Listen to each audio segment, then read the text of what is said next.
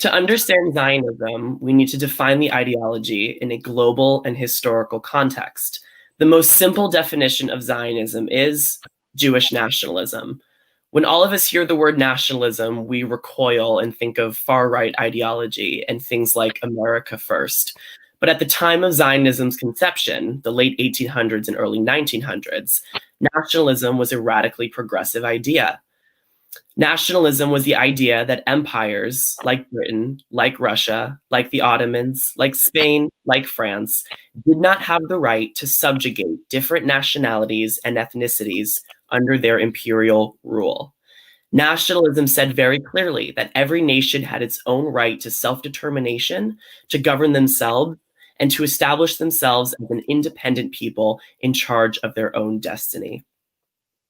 Nationalism was a driving force behind decolonization. As the 20th century began, the Enlightenment ideologies of national liberation were so strong that it nearly broke apart the world, with over 100, yes, 100 new states arising from fallen empires. This transition of decolonization was bloody and chaotic, as we all know if we've ever opened a history book. Countless civil wars and regional conflicts all over the world, with millions dead and tens of millions displaced. But the new states that rose from the ashes were mostly centered around shared ethnicity, shared ancestry, identity, culture, tradition, language, and religion. This era birthed most of the states we see today, including almost every country in the Middle East, Africa, South America, Europe, and Asia. And it said to them, you have the right to power. You have the right to distribute resources amongst your own people and defend yourselves on your own land. Zionism, therefore, can be defined quite simply. It is the Jews saying, us too.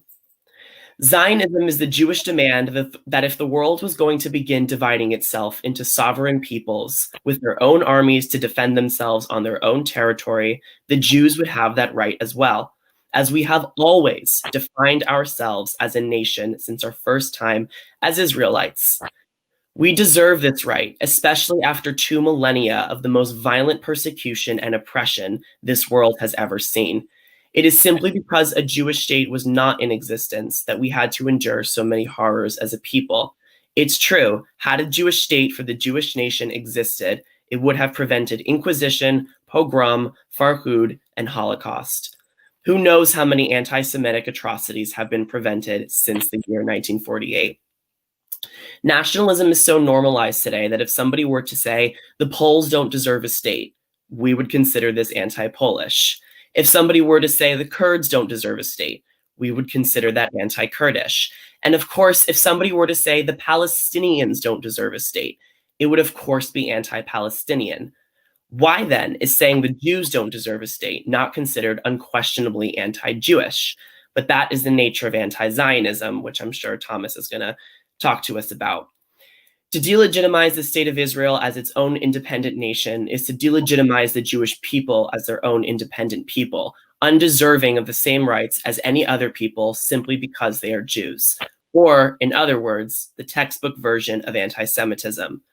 Zionism is the right of the Jewish people to make decisions about their own future, no longer submitting to an oppressive majority, no longer accepting our place in a society, in a country that is not ours, as a weak, powerless, and scattered people. We can disagree all day and all night about whether or not we agree with those decisions. That is healthy and respectful criticism of Israel. And by the way, healthy and respectful criticism of Israel is not and will never be anti-Zionism. But to deny the right of the Jewish people to make those decisions at all, to deny us the right to be supervisors of our own fate, of our own destiny, while every other nation is welcomed, that is an egregious act of discrimination. Since our expulsion from Judea, Jews were denied a seat at the table of international affairs. In 1948, we pulled up a folding chair, because if you're not at the table, as thousands of years of Jewish history has taught us, you're on the menu. Cool. I'm back in perfect timing. Thank you for that, Blake. I was listening. I just could not connect to StreamYard. Thomas, do you agree with that definition of Zionism? Largely, I would define. Here's the thing. I agree with, I'd say, the descriptive stuff that Blake just laid out. I'd say more so disagree on the prescriptive stuff. In terms of defining Zionism, I just give it a simple definition of support for the existence of a Jewish state. And obviously that means anti-Zionism would be opposition or disagreement with the existence of a Jewish state. And let me be clear, this debate is entitled, is anti-Zionism anti-Semitism? Can anti-Zionism be anti-Semitism? Yeah, I'm not going to deny that. Yeah, if you've been on the internet for any appreciable amount of time, you'd realize that. But what I really want to get at is being an anti-Zionist inherently anti-Semitic is what I reject.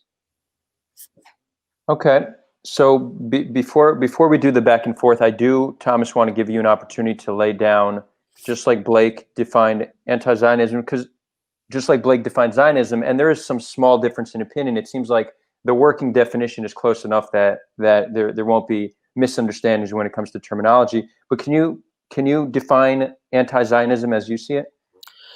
Sure. So let me just start out by saying that a lot of times when people talk about the issue of Israel and Zionism, they're really talking about four interrelated but distinct enough subjects that I think are worth just, if you were to bear with me for a moment, divvying up. The first of which is, what you just asked, the validity of Zionism as a political ideology.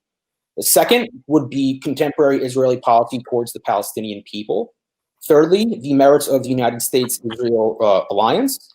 And lastly, the significance of the state of Israel in communal Jewish life. So, and how I define myself is actually not even necessarily as an anti-Zionist. I would say I am a non-Zionist in a very abstract sense, simply because all right, let me put it like this. It seems that there are as many definitions of what it means to be Jewish as there are Jewish people. As you know, obviously, Jewishness is very heavily intertwined, if not inseparable, from the religion of Judaism. And I would just say, in the abstract, I don't think that religious states should exist. And, if Judaism is a part of that, then if Judaism cannot be separated from Jewishness, then sure, I would call myself an anti-Zionism, an anti-Zionist. And that's not unique to Jews. I would say the same thing about Christian states, Muslim states, Hindu states, Zoroastrian states, whatever. So I just want to lay that out. On the other hand, if Jewishness can be effectively separated from Zionism, Jewishness can effectively be separated from Judaism, the religion, then in the abstract, why not? Sure, I'm a Zionist. The issue is that when most people describe themselves as anti-Zionist, they're not really talking about the first issue that I laid out, but really the second, third, and fourth, just to go over again real quick, which is contemporary Israeli policy, merits of the U.S.-Israel alliance, and the significance of the state of Israel in Jewish communal life. The fact of the matter is this. I'm sure both of you have heard, but there's right now a single state between the Mediterranean Sea and the Jordan River, and that is the Jewish one. Even if you ignore the millions of Palestinians living in the occupied territories and millions abroad as a result of the Nakba in 1948, fully a quarter of the citizens of Israel proper, do not identify as Jewish, that is the nation, in any way, shape, or form, even though that they are citizens. As my interlocutor will probably point out, or has pointed out already, I think, Israel is obviously not the only nation state in the world. You have Germany, you have Poland, as Blake stated, Italy, Ireland, Armenia, Japan, Hungary, so on and so forth, right? Okay, in the abstract, fine, whatever. The world, fine. In the abstract, whatever. I don't necessarily have a problem with that. But what makes Israel different? What makes people being anti-Zionist is the significant number of people residing within Israel proper's borders that are simply can never really be part of the nation. Unless they renounce some of the most entrenched aspects of their identity. And that is what most anti-Zionists, at least most reasonable anti-Zionists, take umbrage with.